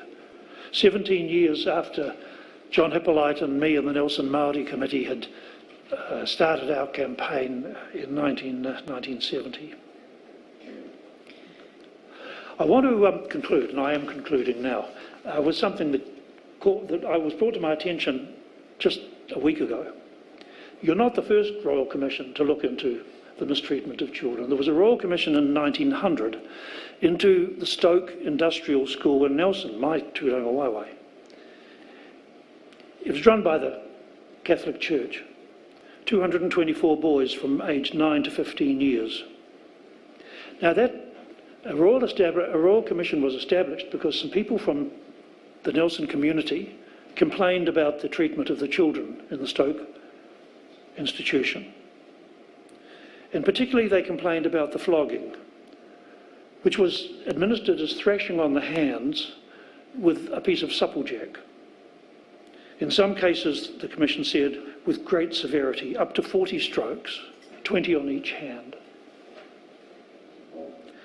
Previously, there'd been flogging on the body, which verged on cruelty.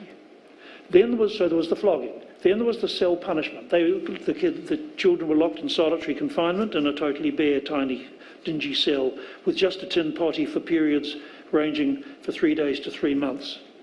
Does it sound familiar? This was 1900. And then during this confinement, the thrashing on the hand would continue.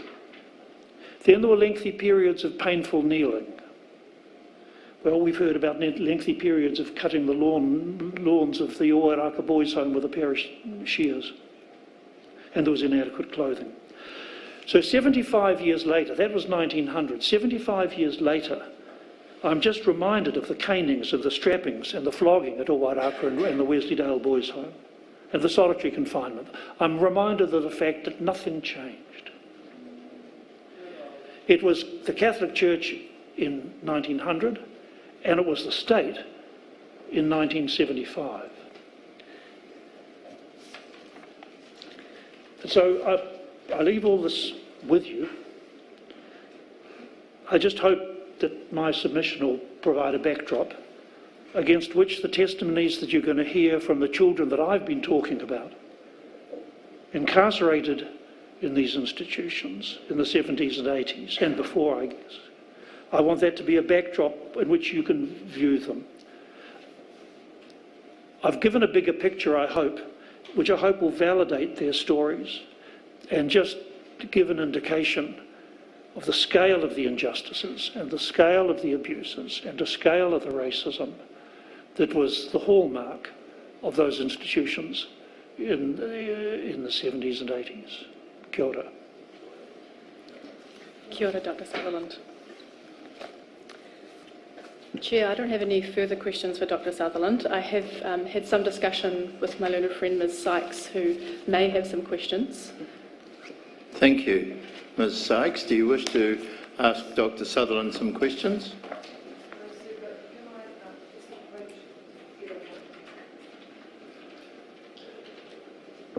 Since Mr Sutherland's evidence was made available to us, there's a number of here from Ngā Tamatoa and who were involved in a court that contacted me.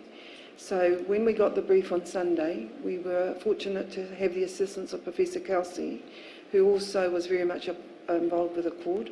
And I've now managed to get some original documents, some of which were referred to by the witness, some haven't been. But we would like those placed on the record of inquiry for your future use at your leisure. They're quite fragile, the originals, so we're thankful to the Commission staff for photocopying them for us. They haven't been made available to other council yet, and I think if we are going to use them, that's an appropriate first step. But we are asked, and I'll just turn to Māori, we can't thank Oliver enough for the work he's done for Te Ao Māori. He has been fearless and courageous ever since him and John Hippolyte began their journey for justice, and we hope the information that he's brought will be assisted by the information that others have collated for this commission.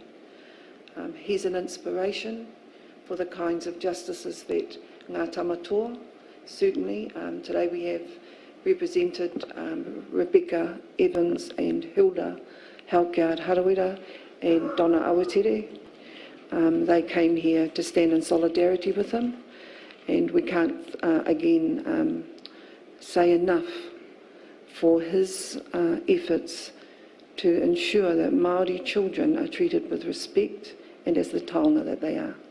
So if I could make that statement at this time for them, and ask that there's a yellow folder, I'll ultimately be placed on the record for everybody's perusal. Thank you. Thank you. Ms Spellman, do you have a view about the proposal made by Ms Sykes that you'd like to offer? Yes, sir. I support that and have had some discussions with Ms Sykes about those documents, which I've just now handed to Madam Registrar, and I can make those available electronically to the other councils, sir. Thank you. This morning. Thank you. Are there any other council wishing to cross-examine? There being nothing, may I then ask my colleagues, are there any questions any would like to have of Dr Sutherland? Dr Eraweti? Tēnā koe, Dr Sutherland. Kānui te mihi ki a koe, te po. I've got a couple of brief questions. One, I wanted to ask about Lake Alice and the work that a court carried out, the investigative work they carried out during that time. And it seemed from your brief evidence that a large number of the children that were ended up in Lake Alice were coming from residences, the social homes in the area. So I think you speak of Hokio and Holdsworth and Kohitere. Was that a pattern that you saw through your investigation? It was. I didn't highlight it too much in what I said, but certainly they came from Owairaka. There were psychiatric hospitals if they needed in Auckland, but they sent them down to that particular unit at Lake Alice. And from Hokio, Kohitere, Ipuni. I'm sure if you talk to children from some of those other institutions, they knew that going to Lake Alice was a possibility. And in fact, I think maybe it's in my main evidence. Dr. Leakes visited some of the homes and saw some children, and I think that was a bit of the pathway for them through to his unit. Yes, you do refer to that in your evidence, and I wonder also whether, in your experience in working with the court, whether these children were sent to Lake Alice specifically because they were difficult. The homes characterised them as being too difficult to handle and to control, and the move was to punish them.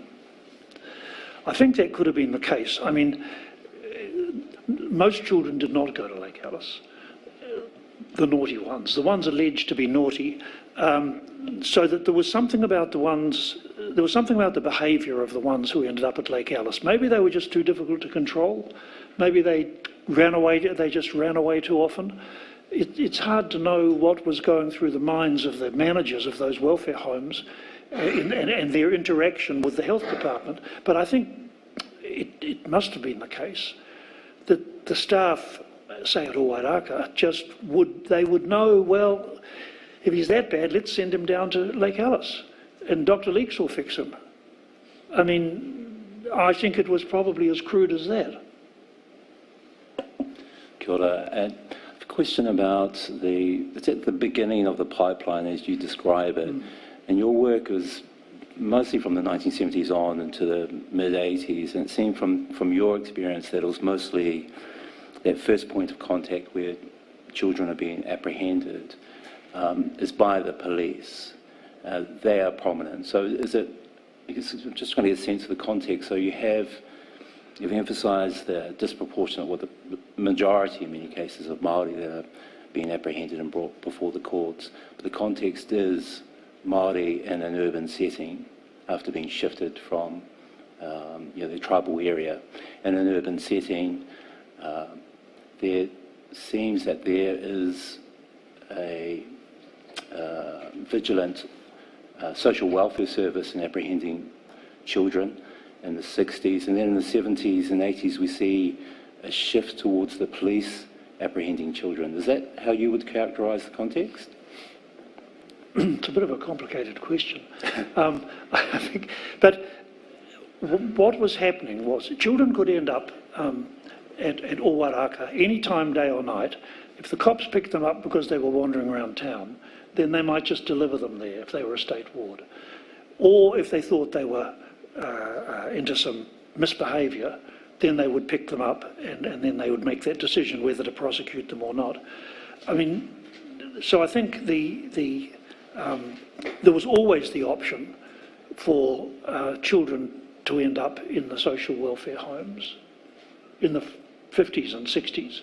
But you're saying in the 70s maybe it was more a result of the police and a sort of a misdemeanour pathway. That might be the case. I don't know. You'd need to talk to people who knew more about what was happening actually in terms of the entrance into the social welfare, because a lot of the children in those homes, they were not there because of they'd done anything criminal.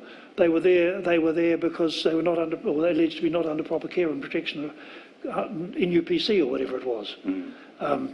And perhaps the majority were like that. They were all jumbled in together. It didn't matter. That was actually one of the, this is the 1900 Royal Commission, and that was one of the issues back then that was being complained about, was that at that Stoke school, kids from the courts and kids whose parents had died or something were all jumbled in together and all got the same treatment. Yeah. So you have a clear mixing of children from a care and protection background with those with a justice background in the homes. There were, yes. Can I also ask about your Accord's investigation into the homes? About, you explained to us the abuse and neglect that you recorded, but the circumstances that allowed this to happen, for example, oversight and accountability. What I haven't talked about today or in my main submission much was that, for instance, look at Owairaka, the majority of the staff were ex-army. And we found advertisements for staff at housemasters at Owairaka that said a military background would be a benefit. And the whole place was run on military lines. I mean, they got these people who were probably thrown out of the army and they became a housemaster at Owairaka. And so that there was a culture amongst the housemasters of punitive, militaristic ways of dealing with children. And these were children who were distressed. it was the last sort of treatment that they needed. And the nodding system was probably the ultimate example of it. Speech was not allowed. Kia ora. It seems also that, Mr. Sutherland, that throughout the 1970s that you have a shortage of beds in the homes in the Auckland and vast numbers of children coming in and high turnover. Could you explain what the circumstances that were leading to this? Well, there were just too many children coming in. I mean, and again, I can't remember if it's included in my main evidence, but at the girls' home, they ran out of secure cells, and so they used the art room, and they would cram up to 7 or 8. They just dragged in mattresses. The art room could be locked, and so it was a sort of a standard. It was an extra secure cell, but there could be 6 girls in there, and 1 toilet bucket, because it was an art room. It didn't have a built-in lavatory or anything, so that they just had a bucket, and they'd be kept in there. So the homes were swamped. Because what was happening, I suppose, was that the courts were busy channeling the children off to the welfare homes, and the social welfare just had to take them. They couldn't go, unless they were bailed, but I mean, if they were state wards and there was nowhere for them to go, they had to go to the homes. And so, if it was as crowded, it was simply because the numbers were just too great and the facilities were too limited. If you were going to lock up kids, I mean, I don't advocate that at all, but I mean, but if you're going to, you need enough cells, I suppose, and they just ran out of cells. Kia ora, Sutherland. Thank you, Dr. Eruiti.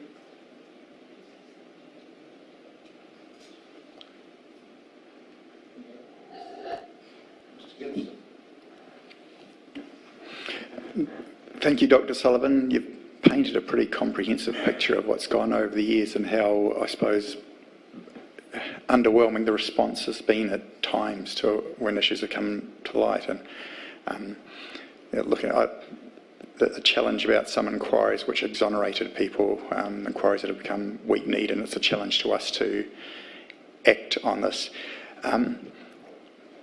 You made the comment, I think, around Lake Alice that there's a justice issue still to be resolved. In the mix of things, a failure of a number of individuals, systems failures, practice of the day, what kind of things do you still think need to come out of the open and be resolved? Well, for Lake Alice, there's got to be an inquiry. There's never been an inquiry. There's been, into this case or that case or whatever, but the comprehensive picture of what happened. How were staff allowed to give shock treatment to children with no doctor there? Use the electrodes on the head. How did that happen? These are the unanswered questions. Where are the bloody staff? I mean, they're still alive, some of them, these people. I think Leeks is probably still alive. I don't know, Dr. Murrams might be. I mean, and some of the nurses, they were called. That's what needs to happen. I mean, it's not your job to do it. It's the job of a specific inquiry into a terrible, terrible period in the treatment of children in the country. Thank you. Mr. Lokibai. Whatalo whātua pa iman malwala tamata, Dr. Sutherland. Thank you very, very much for the meticulous way in which you've outlined the granularity of some of those examples and the details around the numbers, in particular around Māori. And I'd like to ask you some questions around the Pasifika numbers, if that's possible. You made the comment earlier that actually they weren't well recorded, or they might have been lumped in with Tauiwi and maybe with Māori as well. Yes. Yeah, when you look at the Justice Department statistics, and I've got a copy here, there's no mention of Pacific children at all. Absolutely none. So you can't, we weren't able to get any picture of the scale of the impact of these punishments or treatments on Pacific children. Okay. But the fact that you had the fabulous support of both Ngāti Matua and the Polynesian Panthers really gives us a great sense of hope that actually there was a lot of activity that was going on back in the day and around, because you said that they were also monitoring your work around what was going on. Yeah, that's right. Yeah. Well, we did, and I don't know sort of where all of that detail ended up. What I do know is that in a number of the case histories, they were Rarotongan children, there was Samoan children, Hake, of course, was Niuean, so that there were plenty of Pacific children in the system at that time. But in terms of you're asking me to quantify it, I can't do that, and that would be a whole research topic on itself, probably something that should be done. Thank you. And whakalowhile atu to Hake and his family.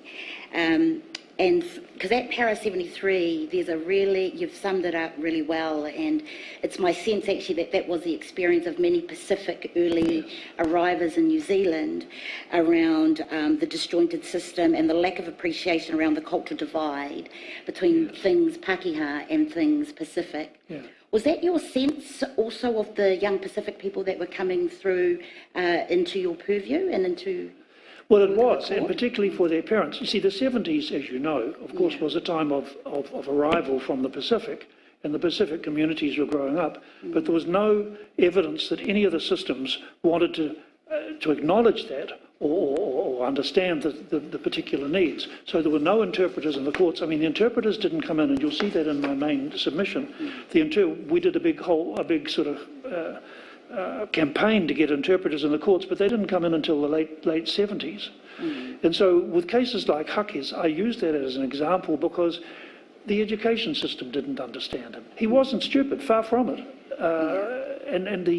None of the systems understood him, and they couldn't communicate with his main caregiver, who was his grandmother. And Mitchell spoke to his parents. Well, Mitchell said, there's no need, and complained that I was making a fuss about interpreters. And Mitchell said, no need, because I can talk to his parents. But the point was that Hake's caregiver was his grandmother. And there was no understanding of that. Thank you. And I want to refer to your table in your Para 71, which is where you highlighted the number of 116,595, of which 41% of those children were Māori. And this might be a sensitive question, and please feel free, you don't have to answer it, but can I flip it? Had those children, because you made the comment that actually irrespective of who was in government, it seemed that nobody really cared or wanted to take up the travesty of the statistics that you were putting before them. Had those kids been of what I would refer to as Balangi descent or European descent, Pākehā descent, do you think you might have got a different response? Oh, I'm sure we would have. Yeah, I'm sure we would have. The point was, these figures were not stark as they are. They were not a secret. They were published by the government themselves. Anybody could have bloody well analysed them and done the analysis that we did and sort of thought, what are the implications of this? So you're right. If the thing was flipped the other way, I'm sure there would have been an outcry. Thank you, Dr. Sutherland. No further questions. Dr. Sutherland, I have no question for you, but I was struck by the fact that you said at the beginning of your evidence that no one was looking, and I want to thank you for looking. Thank you. Thank you, Dr. Sutherland. The example shown by your tenacity over the years is remarkable. Thank you.